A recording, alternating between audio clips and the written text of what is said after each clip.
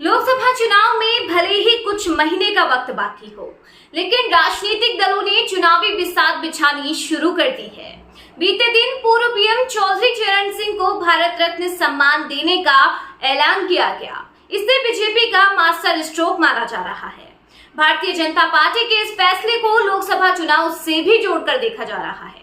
राजनीतिक विशेषज्ञ मान रहे हैं कि पार्टी का ये दाव केवल उत्तर प्रदेश में ही नहीं बल्कि अन्य 6 राज्यों में भी काम आएगा।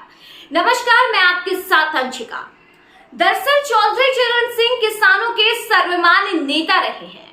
उन्होंने संपूर्ण जीवन किसानों के हित में लगा दिया। अब चौधरी चरण सिंह को भारत रत्न देकर बीजेपी को जाट बहुल क्षेत्र में फायदा मिल सकता है। दरअसल देश की 50 लोकसभा और 200 विधानसभा सीटों पर किसान और उनका प्रतिनिधित्व करने वाले जाट समुदाय का प्रभाव है। वहीं पूर्व पीएम चौधरी चरण सिंह जाट समुदाय के सर्वमान्य नेता हैं। वे पश्चिमी यूपी के पहले ऐसे नेता थे जो प्रधानमंत्री पद तक पहुंचे। लंबे वक्त से उन्हें भारत रत्न देने की मांग भी उठती रही है। वहीं रालोद ने हाल में उन्हें भारत रत्न देने की भी मांग की थी। अब चौधरी चरण सिंह को भारत रत्न मिलने पर खुद उनके पोते जयंत चौधरी ने खुशी जताई। वहीं जयंत चौधरी के विपक्ष गठबंधन का साथ छोड़कर एनडीए का दामन थामने के भी अटकलें हैं। बीते दिनों जब पत्रकार ने जयंत चौधरी से सवाल किया कि क्या वो बीजेपी में जाएंगे, इस पर उन्होंने कहा कि किस मुंह से इनकार करूं। उन्होंने कहा कि मेरे लिए भावुक और यादगार पल है। भारत के राष्ट्रपति और विशेष रूप से पीएम मोदी को धन्यवाद देता हूं। बता दें, आरएलडी पश्चिमी यूपी में अच्छा खासा प्रभाव रखती है। ऐसे में माना जा रहा है कि जयंत बीजेपी के साथ मिलकर लोकसभा का चुनाव लड़ते हैं तो बड़ा सियासी उलटफेर भी देखने को मिल सकता है। आपको बता दें कि केवल पश्चिमी यूपी ही नहीं बल्कि पंजाब, हरियाणा और राजस्थान में भी जाट समुदाय की अच्छी खासी भागीदारी है। आंकड़े बताते हैं कि हरियाणा में 28 से 30%, राजस्थान में 20% जाट समुदाय निवास करते हैं। वहीं जहां तक बात पश्चिमी यूपी की करें तो यहां से 10 से 12% जाट समुदाय के लोग अलग अलग लोकसभा क्षेत्रों में अपना असर रखते हैं। इसके अलावा दिल्ली, उत्तराखंड, जम्मू कश्मीर तक में जाटों की आबादी 4 से 5% तक है। इनमें सिख जाट, हिंदू जाट के बीच चौधरी चरण सिंह लोकप्रिय नेता रहे हैं। ऐसे में बीजेपी ने चौधरी चरण सिंह को भारत रत्न देकर इन इलाकों के जाट समुदाय के बीच बड़ा दांव चल दिया है।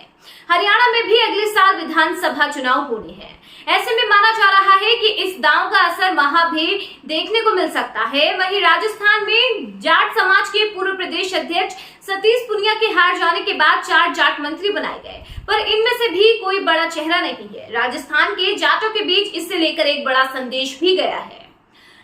वहीं गौर किया जाए तो 2019 के लोकसभा चुनाव से ही बीजेपी जाटों को साधने में लगी हुई है। केंद्रीय गृह मंत्री अमित शाह जाटों के बीच पंचायत भी कर चुके हैं। 2022 के विधानसभा चुनाव से पहले वे खुद जाट बहुल इलाकों में गए थे, पर 2019 में रालोद और सपा गठबंधन की वजह से बीजेपी को वेस्ट यूपी में नगीना, संभल, सहारनपुर, बिजनौर, अमरोहा, मुरादाबाद, संभल और रामपुर में हार मिली थी।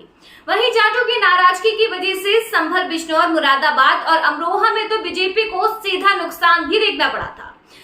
वहीं पिछले विधानसभा चुनाव में सपा रालोद गठबंधन की वजह से बीजेपी को नुकसान हुआ था।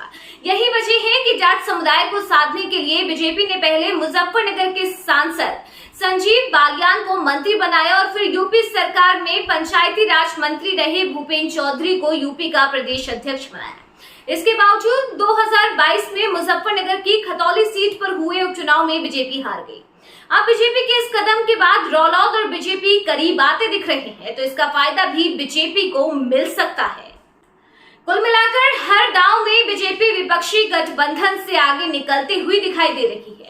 एक तरफ जहां विपक्ष में सीटों को लेकर खींचतान मची हुई है, तो दूसरी ओर जनवरी में बीजेपी ने अयोध्या में राम मंदिर की प्राण प्रतिष्ठा के बाद अपने पक्ष में माहौल बनाना शुरू कर दिया। उससे पहले बीजेपी ने विपक्ष को तगड़ा झटका देते हुए बिहार के मुख्यमंत्री नीतीश कुमार को अपने पाले में कर लिया। नीतीश कुमार ही विपक्षी गठबंधन के कर्ता धर्ता थे।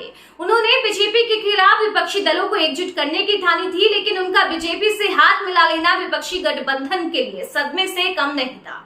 वहीं चौधरी चरण सिंह को भारत रत्न देने का ऐलान बीजेपी ने मास्टर स्ट्रोक की तरह है। बहरहाल विपक्ष आगामी लोकसभा चुनाव में बीजेपी के खिलाफ क्या रणनीति अपनाता है, ये देखने वाली बात होगी। फिलहाल इस खबर पर आपका क्या कहना है, हमें कमेंट बॉक्स में जरूर बताएं।